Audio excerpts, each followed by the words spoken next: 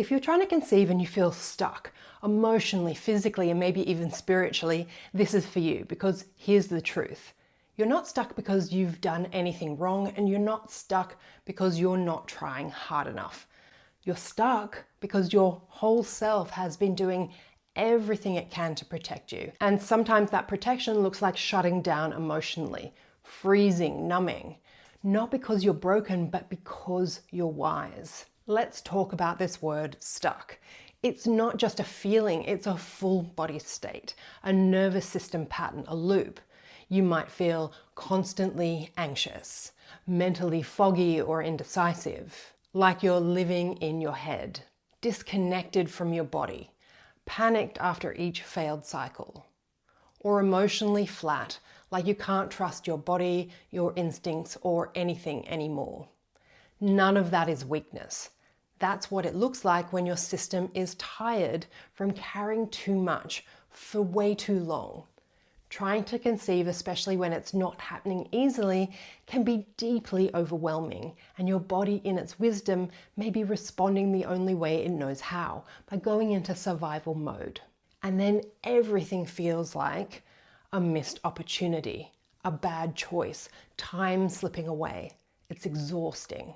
Here's what I want you to know. Stress didn't cause your fertility struggles, but stress, especially chronic emotional stress, can make it harder to move through them. Let me explain. Your nervous system has two basic settings: safe and connected, what we sometimes call rest and digest, or even rest, repair, and reproductive mode, and survival mode, fight, flight, or freeze. Now, fertility thrives in the safe zone, but when your system's been in fight or flight for a long time, grieving, hoping, fearing, planning, blaming, doubting, it becomes hard for your body to feel safe enough. It isn't about relaxing your way to a baby, it's about recognizing that your whole system is involved in this journey. Your mind, your heart, your hormones, and your emotions. And you matter. And when your body feels safe, clear, and regulated, it doesn't guarantee anything, but it does support everything. Because when we live in chronic survival mode, the stress hormone cortisol affects hormone signaling. Your decision-making becomes reactive, not intuitive. And your emotional regulation gets hijacked by fear. And the worst part, you start trying to control your way out of it.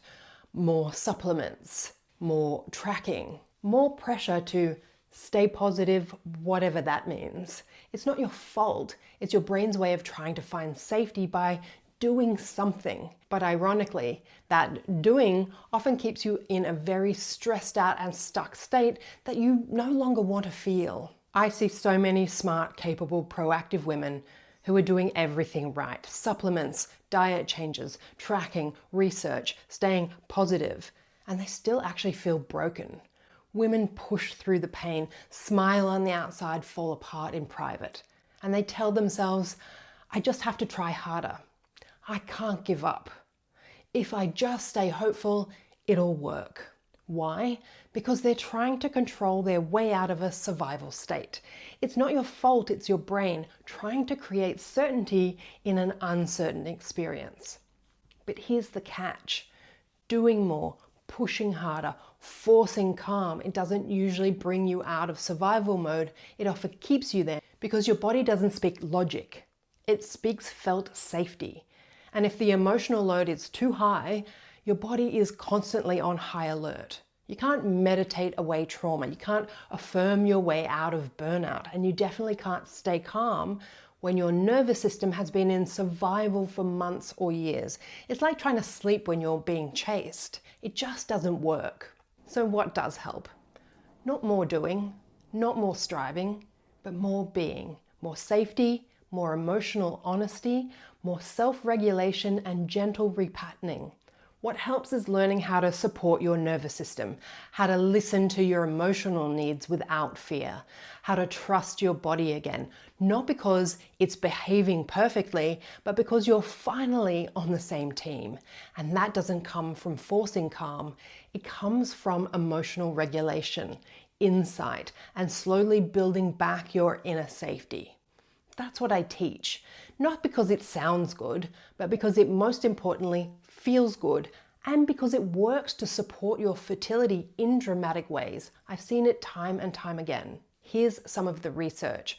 Dr. Alice Domar years ago received 2 grants to follow a cohort of women experiencing infertility. In the study of women who undertook the mind-body stress reduction programs compared to the control group, it was found that the women were 2 to 3 times more likely to get pregnant to those who didn't do the program. And that was regardless of age, background, method of trying, or even years of trying. So it's definitely not that stress causes infertility. It's that when we're pushed into survival mode, it then doesn't support all the efforts you are making. This research is just one of many now that supports the fact that stress can decrease the efficacy of fertility treatment, and building healthy mind-body habits can increase it, and quite frankly, not feel like your whole life is falling apart. One of my clients came to me after 3 years of trying. She said, "I've lost myself. I don't even know who I am anymore," which is quite typical of people who come to me. Now, she wasn't doing too little. She was doing everything. We didn't jump into affirmations or gratitude journals. We started with permission. We stopped. We took a breath. We made space for grief, space for anger, space for her. And with intentional exercises, she learned to calm her nervous system. She didn't relax her way to pregnancy. She reconnected to herself. Her sleep improved, her cycles shifted, her trauma dissipated. She felt calm for the first time in years. She was actually super busy doing things she loved, studying, building a business, and finding her way back to herself. And yes, she got pregnant. But more importantly, she wasn't miserable while she waited. So if you're feeling stuck and you want to gently support yourself, starting today, here are the 3 things that can help. Number 1, notice your state. Are you clenching, rushing, obsessively researching, bracing for bad news? That's your nervous system asking for support. 2, slow your exhale. Just 5 soft out breaths, longer than your inhale, can start to shift you towards safety. And do it kindly, not like a task. And 3, ask, what would help me feel a little more supported today? It might be letting yourself cry. It might be turning your phone off. It might be saying no. Tiny acts of care can create big shifts. Sometimes the answer is less doing, less pressure, less pretending. You are not broken. You are not too late. You are not too stressed to get pregnant. You are a human being carrying a heavy emotional load, often in silence, and your body is doing its best to protect you. What if we didn't try to push through that, but worked with it? Not because it guarantees anything, but because it makes this whole journey more bearable and supports all your efforts. If this helped you, please subscribe. I share honest, practical insights about the psychology of fertility and the emotional side of trying to conceive, because it matters. And if you're on my email list, there's more coming your way. You don't have to stay stuck, and you don't have to go through this alone.